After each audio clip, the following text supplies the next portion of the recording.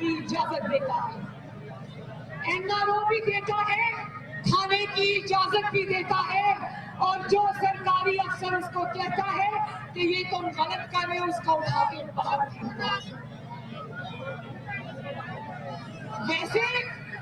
ویسے 4 بکریاں ہیں، ویسے 4 بکریاں ہیں عمران خان کی، لیکن چپ کے 15 کروڑ کا فلیٹ خرید دیتا ہے،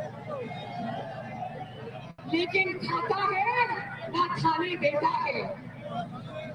ماسک چوری، جب کووڈ-19 آیا تو ماسک کی ڈیمانڈ بڑھی، ان کے لوگوں نے ماسک غائب کر دیے مارکیٹ سے اور پھر مہنگے کر کے واپس بیچنے کی کوشش کی، اور انہیں کو اپنا وزیر اور مشیر بنا دیا۔ جب ان سے پوچھا گیا تو انہوں نے کہا کہ ہمیں عمران خان نے یہ کرنے کو کہا تھا۔ نہ کھاتا ہے نہ کھانے دیتا ہے۔ اور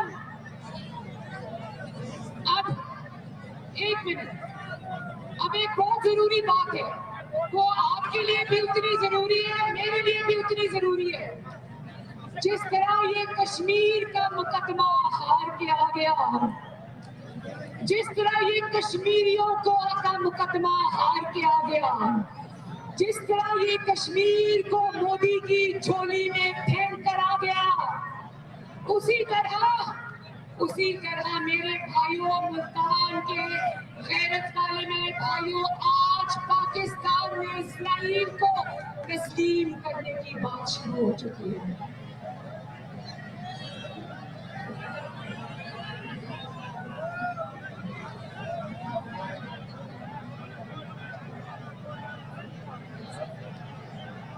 ملتان کی عوام یہ پوچھتی ہے، ملتان کی عوام عمران خان سے پوچھتی ہے کہ پاکستان میں اچانک اسرائیل کی حمایت کی تحریک کیسے چلنا شروع ہو گئی؟ یہ مہم کون چلا رہا ہے؟ اس کے پیچھے کون ہے؟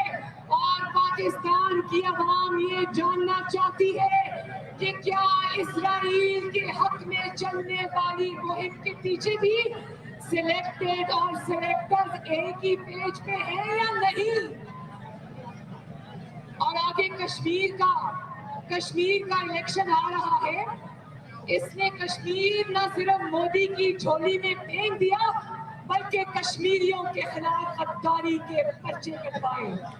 اب اگر یہ کشمیر میں ووٹ ڈالنے جائے، ویسے تو انشاءاللہ تعالیٰ کشمیر کی الیکشن تک یہ چلے گا نہیں، لیکن اگر یہ کشمیر میں ووٹ مانگنے جائے گا تو کشمیر کے عوام اس کو غداری کے پرچوں سے اس کا استقبال کریں گے۔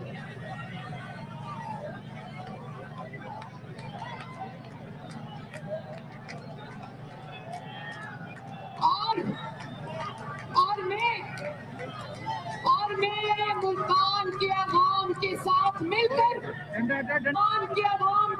مل کر آج ہم سپریم کورٹ آف پاکستان اور الیکشن کمیشن آف پاکستان کو یہ ریکویسٹ کرتے ہیں کہ اس چیز پہ توجہ دو کہ 6 سال سے یہ فورن فنڈنگ کے مقدمے کے اوپر صاف بن کر کیوں بیٹھا ہے؟ عوام کو بتا دو،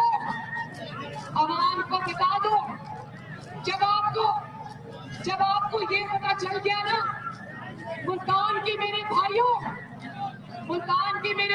جب آپ کو یہ پتا چل گیا کہ یہ فورن فنڈنگ کا مقدمہ کیوں چلنے نہیں دے رہا آگے، کیوں اداروں کو استعمال کر کے یہ فورن فنڈنگ کا کیس روک کر بیٹھا ہے، اور کس نے باہر کے ملک سے اس کو اربوں روپے دیے ہیں، وہ بہت بڑے ثبوت ہیں۔ اگر وہ عوام کے سامنے آ گئے تو عوام کو پتا چل جائے گا کہ اسرائیل کے حق میں آج جو مہم چلا رہے ہیں اس کے پیچھے کون ہے۔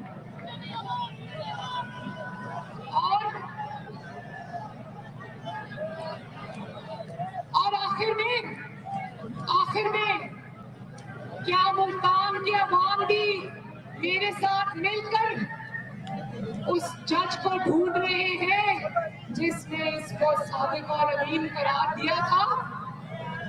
किसको? आज वो जज साहबी, वो शख्स भी आज मुंह छुपाते फिर रहे होंगे कि किस इंसान को मैंने सादिक और अमीन का सर्टिफिकेट दे दिया। हम जानते हैं, कौन जानती है कि वो सादिक अमीन वाला फिक्स मैच था। और जिस तरह अपने सादिक और अमीन के सर्टिफिकेट देने वाले को इसने मुंह दिखाने लायक नहीं छोड़ा, इसी तरह अपने सिलेक्टर्स को भी आज इसने मुंह दिखाने के लायक नहीं छोड़ा। कई सिलेक्टर्स की भी दाद देनी पड़ती है कि चुन के नाअहल और नालायक तरीन शख्स को हमारे सिरों पर मुसल्लत कर दिया।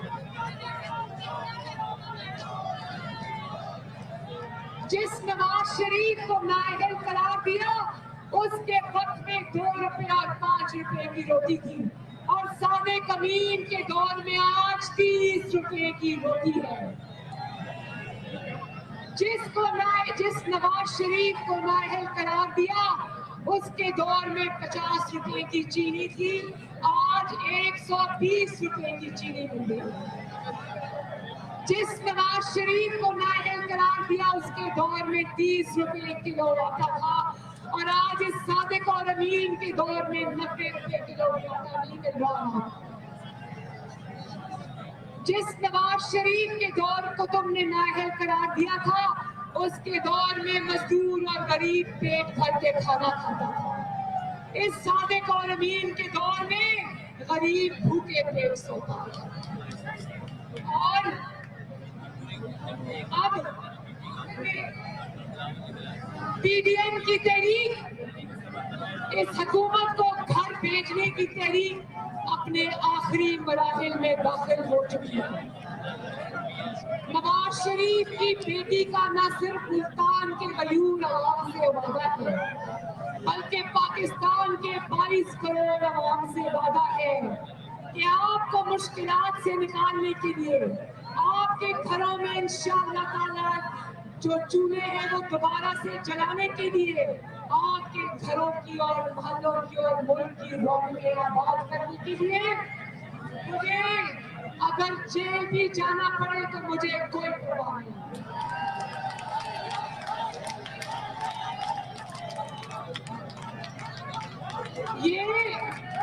ये जेलों में जाना, बेगुनाह जेलें काटना और डेथ सेल्स में सजाए मौत की चक्कियों में रहकर आना एक हकीर सा नजराना है जो मैं आपके कदमों में पेश करता हूं।